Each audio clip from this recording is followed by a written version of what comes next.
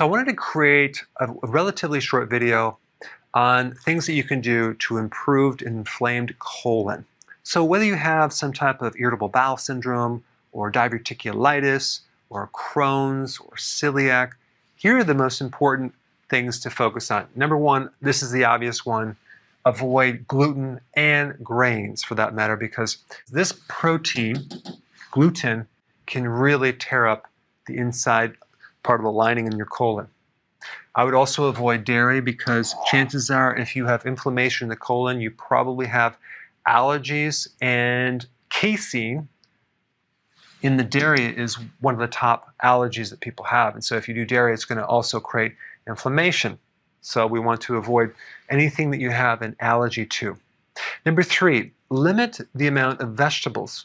If you have an inflamed colon, you're going to have an altered microbiome. So you're not going to have the balance of friendly bacteria in your colon.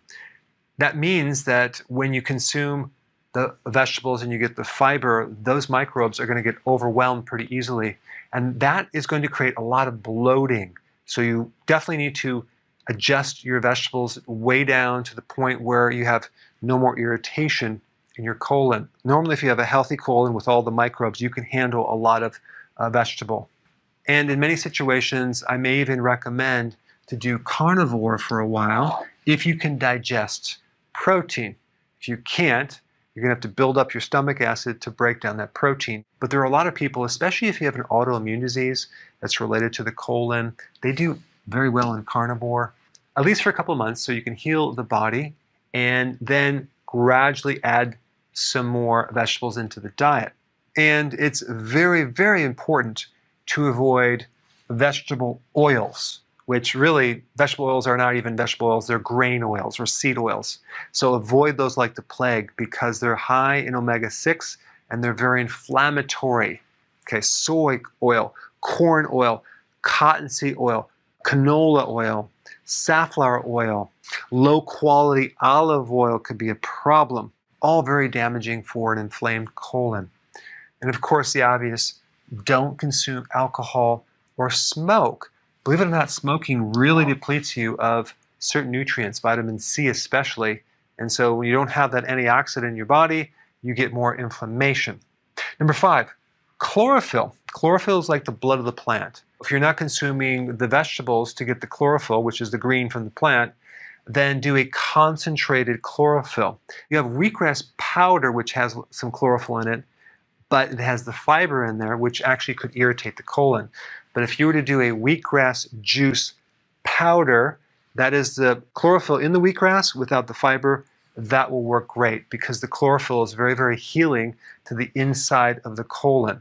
And I would add that with water and consume that on an empty stomach 2 or 3 times a day. Wheatgrass juice, and I like it in a powder, is one of the best things to help heal the inside lining throughout your body. Number 6 is a very interesting product.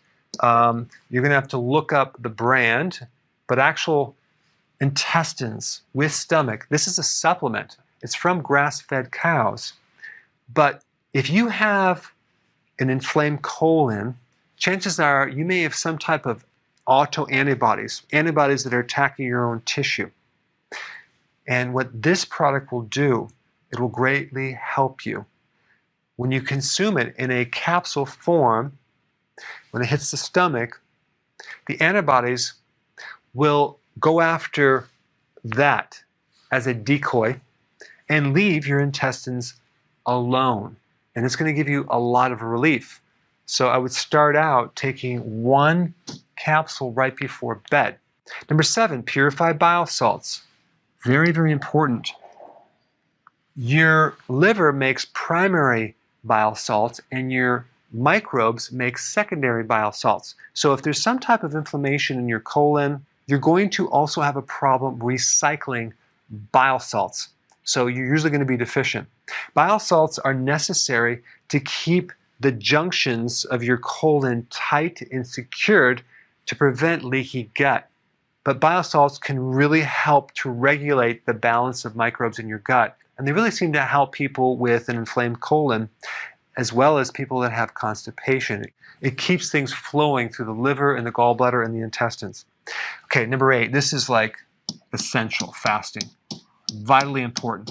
If you are too thin and you have an inflamed colon and you don't want to lose any weight, I understand that may be a problem. So you're going to have to possibly take nutrients while you fast and maybe do it periodically, but definitely do intermittent fasting to some degree, like 2 meals a day, ideally 1 meal a day, and even periodic prolonged fasting.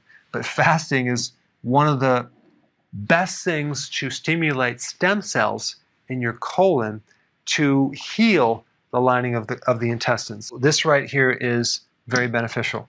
What's very bad for an inflamed colon is frequent eating and snacks all through the day. And then lastly, a good probiotic that can survive the stomach acids, get into the system, and repopulate the microbes that you have in your colon. There you have it. And if you have not seen my video on digestion, I put it up right here. Check it out.